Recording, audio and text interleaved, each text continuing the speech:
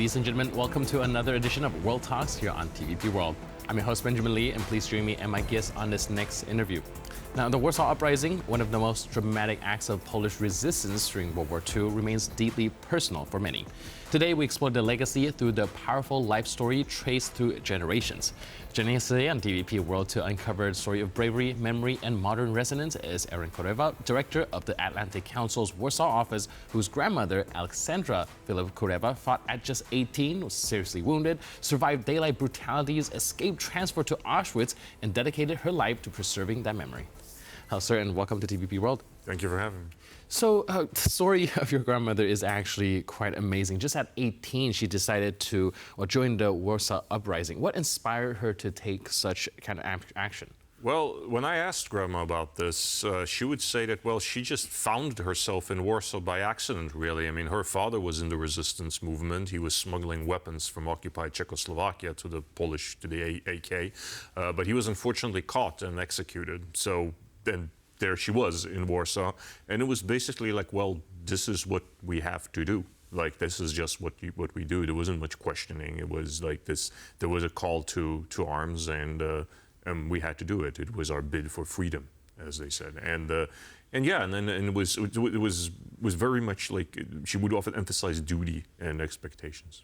Right, it's really hard to put oneself in that kind of situation, position, and mindset of what it takes to kind of carry out your day-to-day in such harsh environment and still kind of just think of it as, well, just something that you do. I do know that she's also been ended up in a transportation camp. What's that experience like? Well, so what happened was, after the uprising was put down, they put her and everybody, several others on these trains that were going. She would say that they were going to Auschwitz. I mean, I don't know, who knows, right? But that's what grandmother would tell me. But of course, by that time, in the fall of 1944, all these trains, these trains that the Germans would use were in pretty bad shape, and the infrastructure in pretty bad shape. So at one point, the train car broke down and stopped, and the other people in the car in the cart managed to push my grandmother out. Through, she managed to get herself out through, because the door was broken, and she was pretty skinny back then. And with all, she was, yes, as you mentioned in the beginning, she was seriously wounded during the uprising. She was shot with one of those heavy machine guns when she was running from one barricade to another at the Platz Czech. That's where her unit was put. And I think she was shot about 6 times. So she managed to get out of the train. She managed to hide, and then eventually like find some barn or something where she just waited until like her wounds were healed, and that's how she survived. I mean, if she would have ended up in that camp, who knows what would have happened? I might not be here today. Oh, it's an amazing story. Now, surviving kind of incidents like these and having gone through the whole uprising, how did that shape kind of her identity and kind of a sense of purpose? Oh, she was always a very, person who put strong emphasis on what was right. That's why, after the war, she became very involved in the Solidarity. Solidarity didn't exist back then, but in the opposition, which eventually became the Solidarity. She lived here in Warsaw for the rest of her life, over on Bielańska Street. So that was, again, it was very much like, well, this is what you had to do. This was sometimes she would use words like, well, there was a chance to be good, or there is a chance to do good, and we must take it. Like that. It was just like that. It was like there is no other option. Like, basically, there was really no questioning about it. This is what needs to be done, what needs to happen. Right, it's really powerful stuff right there. And well, even till today, there's still kind of two sides of the argument when it comes to whether or not the uprising is necessary, and something like the risk is too huge for essentially very little gain. But some people would argue, like you mentioned, perhaps because this is the right thing to do. It's not just about winning, but also about doing the right thing. And having this like more personal experience with family experience, can you give us kind of your take, your side of the story, and what's your position on this? Well, I mean, it's of course hard to say what one would do oneself in that kind of situation. Yeah. As you said, it's hard to imagine, but I mean, it does lead to character. In many ways. I mean, she lived her life with very strong character and again, very strong sense of right and wrong.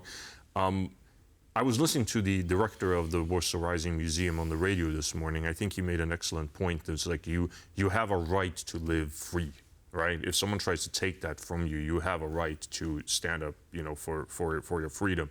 And of course, this is a very heavy burden. No one can lay it on another. But if people take it freely, if people make that choice to try to, seize that chance, if they see it, to fight, then that choice must be respected. And again, we see it today. I mean, we see it in Ukraine, right? This is the same thing. They know very well that the kind of occupation that Russia, is doing in Ukraine isn't really not that different from the way the Nazis treated the Polish population. And that is not peace, right? That's not peace. Peace is not just the absence of fighting, it's also the presence of justice, right? And that kind of occupation, there is no justice.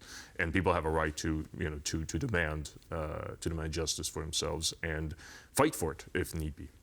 I'm also curious about whether or not these stories affect the way your role at the Atlantic Council, and how do you draw this from the story when shaping things like international memory and policy?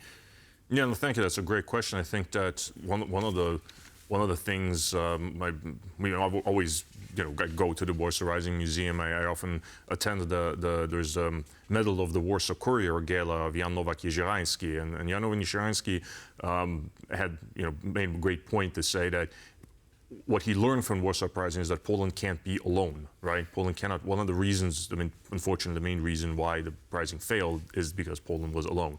And so, again, drawing from that, we learned that Poland needs to be in the transatlantic alliance. It is with others that we can safeguard our security in the European Union, in NATO, and also the Poles are showing the world again the way that, for example, they, in this unprecedented way, as they stood up for Ukraine when the open aggression happened, right? Not just the state and the government, but the people, showing that, again, this is drawing the lessons from the Warsaw Uprising.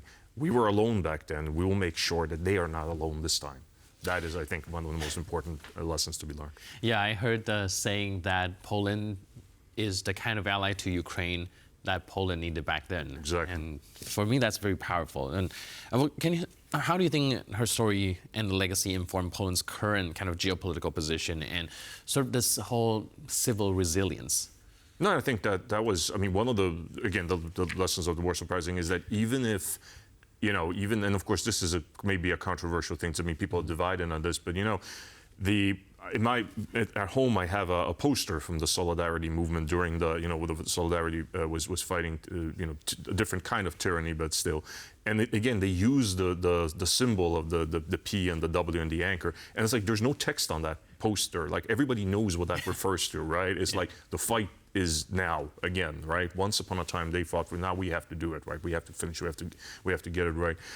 And so I think what many people say is that what happened that for example in the Russians who didn't provide any support, right, for the resistance fighters in 1956 there was another workers' uprising against communist rule, and that was put down violently by the Russians, but the general who handled that was swiftly, Rokossovsky was swiftly then recalled to the Soviet Union, because the Russians were like, okay, you can put this down, but it's going to be the Poles, they are not going to go down without a fight.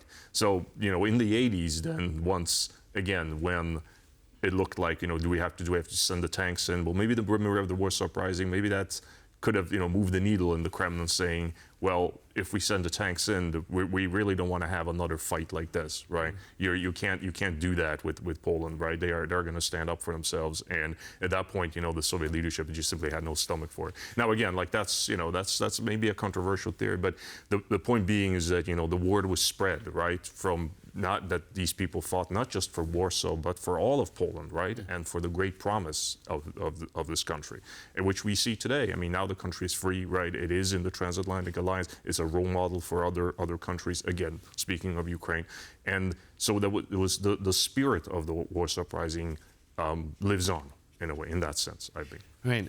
Now, you've spoken a lot publicly about your grandmother's legacy and, of course, the kind of implications, the meaning of the Warsaw Uprising. Here's an interesting one that I want to explore. What are some of the most meaningful reaction you've ever gotten? Well, that's a good question. From some background, I grew up in Sweden, right? And And so, Sweden never participated. There was no war in Sweden. It was never invaded. It was never occupied. And so we had this day in school, I remember, when we were younger, and we were talking about our grandparents and all that. And of course, not everyone in my class knew about this. So they would say, well, my grandparents grew up poor, or, like during the war, there was this, there was that, because there were shortages of food or what have you. And, and when I tell this story, it's often like, wow, like it's pretty eye-opening, right? Like I didn't imagine that, that these things, that it was this bad, or that, that people go through these things, and how amazing that this person survived. And often, like, reactions would often be also like, was she bitter, about this experience? Because again, for the rest of her life, when she was shot, she was a bullet in her she got a bullet in her wrist, and she was taken care of in a field hospital. They put in a sheep bone there, I believe. She could move her fingers, but she could never move her wrist again, right? So like that. So that kind of injury is obviously puts limits on you. But I don't remember, it's like, no, like there was no bitterness, right? There was this kind of like, well, this is fate, and fate needs to be carried with dignity, and remember again, like, why we did this. That's something that people are often like, oh, so so she was not like this is not something that led to to bitterness or ruined her life. I'm like, no, it didn't. It did not. So. Oof. Now, finally, what part of this, your grandma's story, would you most want an international audience to hear or understand in the context of today? Oh, again, I think that people have a right to, if their freedom is taken away, they have a right to stand up and fight for it. And certain things are simply worth fighting for. That's, we see this today.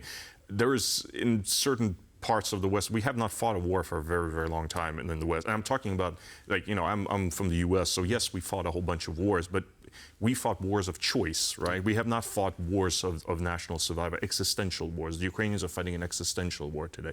So sometimes, in the US, we have this luxury with our big oceans, and the country is so big, and our neighbors are peaceful and friendly. So sometimes we tend to forget that, there is no choice sometimes. Right. Sometimes you just have to stand and fight and stand your ground, because the option of, retreating behind an ocean doesn't exist.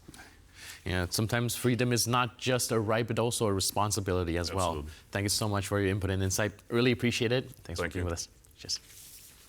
And thank you for tuning into this edition of World Talks. But for more news, update, and commentary, please stay tuned to TVP World.